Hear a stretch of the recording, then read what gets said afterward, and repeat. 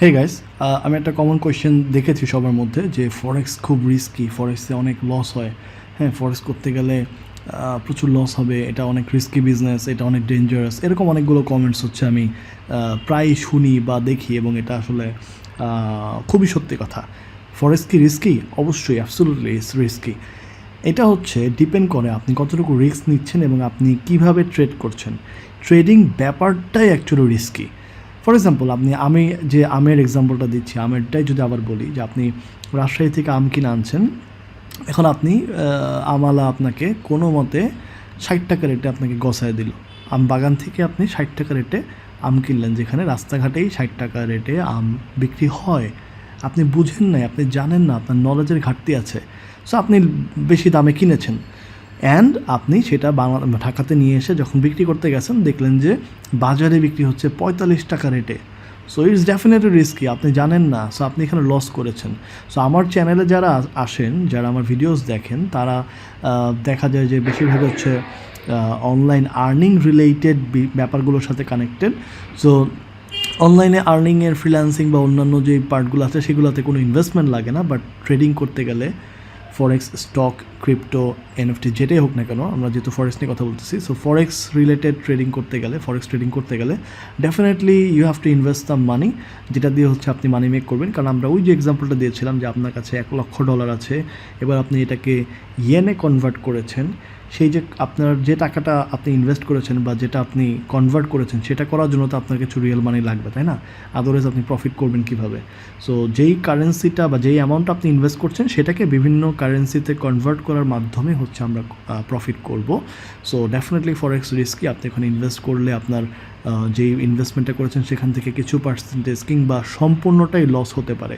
So বেশিরভাগ ক্ষেত্রেই সম্পূর্ণটা লস হয়, কারণ মানুষজন জানে না, মানুষজন না বুঝে ইনভেস্ট করে। যেটা ওই আমওয়ালা যে আমের ব্যবসায়ী, যে হচ্ছে আম বাগান থেকে 60 টাকা দিয়ে কিনেছে, সেও একই কাজ করেছে। সেও না জেনে, না বুঝে, অ্যানালিসিস না করে সে আম কিনেছে এবং সেটা লস হয়েছে। সো এটা হইতেই পারে, এটা যে কোনো ট্রেডের ক্ষেত্রে হতে পারে। হ্যাঁ, সো ফর এক্সাম্পল আরেকটা যদি এক্সাম্পল দিই, যে আপনাকে আপনার বন্ধু বলল যে এই যে আসছে এপ্রিল মাসে অনেক ভালো সোয়েটার বিক্রি হবে। আপনি কি করলেন?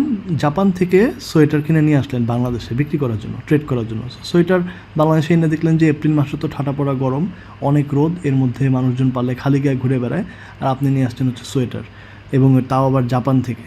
সো এই যে আপনি ভুলটা করলেন, যে যেখানে বাংলাদেশেই সোয়েটার বানানো যায় সেই সোয়েটার না এনে আপনি জাপান থেকে আনছেন, যেখানে এপ্রিল মাসে সোয়েটার চলবেই না, কিন্তু তারপরে আপনি কিনেছেন।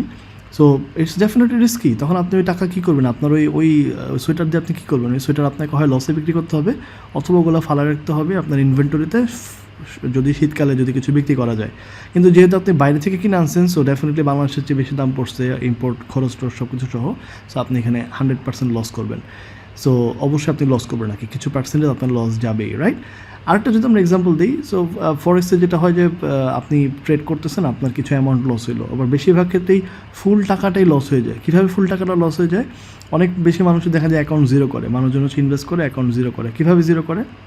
মানুষজন না জেনে ইনভেস্ট করে এবং বেশি পরিমাণের রিস্ক নিয়ে ফেলে। সো ফর এক্সাম্পল, যে আপনি কাঁঠাল, এবার আপনি ইম্পোর্ট করছেন হচ্ছে কাঁঠাল, আপনি ট্রেড করতেছেন। হ্যাঁ, আপনি জাপান থেকে, আবারও বলি, জাপানের এক্সাম্পলে আবার দিই, জাপান থেকে আপনি কাঁঠাল ইম্পোর্ট করে নিয়ে আসছেন। তো বাংলাদেশে আনার পর দেখলেন যে এখানে তো প্রচুর পরিমাণে কাঁঠাল, এবং মানুষজন কাঁঠাল খাওয়া ছেড়ে দিছে। বা আপনি বাঙ্গি ইম্পোর্ট করছেন ফর এক্সাম্পল। হ্যাঁ, সো বাঙ্গি ইম্পোর্ট করছেন, আপনার কাছে মনে হয়েছে এটা খুব ভালো হবে, কিন্তু এটা দেখলেন যে কেউ খায় না। বাঙ্গি বিরোধী গ্রুপ হচ্ছে ফেসবুকে, আরও অনেক মানুষজন হচ্ছে বাঙ্গির এগেনস্টে কথাবার্তা বলতেছে, কেউ বাঙ্গি খাওয়া, যারা খেত তারাও ছেড়ে দিচ্ছে আর কি। হ্যাঁ, বরং মানুষজন হচ্ছে একজনকে বাঙ্গি খোর নামে গালি দিচ্ছে। সো এই যে আপনি বাঙ্গিটা আনলেন, এটা তো একটা রিস্ক হয়ে গেছে। এখন আপনি কী করবেন? এটা আপনাকে কম দামে বিক্রি করে দিতে হবে। বিক্রি করতে গিয়ে দেখলেন যে কেউ বাঙ্গি কিনতেছে না। Now what? এই বাঙ্গিগুলো পচে যাবে, নষ্ট হয়ে যাবে, যেহেতু এটা প্যারিশেবল একটা গুডস। হ্যাঁ, এটা হচ্ছে পচনশীল দ্রব্য, এটা নষ্ট হয়ে যাবে। দেন এটা নষ্ট হয়ে গেল, আপনি বিক্রি করতে পারলেন, আপনার পুরো টাকাটা লস হয়ে গেল। সো ফরেক্সের ক্ষেত্রেও সেম, আপনি কনভার্ট করলেন, আপনি যদি ঠিক মতো না বুঝে, না অ্যানালাইসিস করে আপনি যদি ইনভেস্ট করেন, এটা যে কোনো ট্রেডিংয়ের ক্ষেত্রেই ভাই, আপনি যদি না বুঝে ইনভেস্ট করেন, দিস ইজ ডেফিনেটলি রিস্কি। এবং অ্যাকাউন্ট জিরো যেরকম ফরেক্সে হয়, তেমনিভাবে যে কোনো বিজনেসেই আপনি ডেফিনেটলি যদি না বুঝে ইনভেস্ট করেন, উল্টাপাল্টা কাজ করেন, করবেন। এই যে বাঙ্গির এক্সাম্পল দিলাম, কাঁঠালের এক্সাম্পল দিলাম, এরকম যদি কাজ করেন আপনার অ্যাকাউন্ট তো জিরো হবে, আপনি তো লস করবেনই। সো এইখান থেকে বাঁচার উপায়টা কি, এটা দেখতে হলে নেক্সট ভিডিও দেখতে হবে।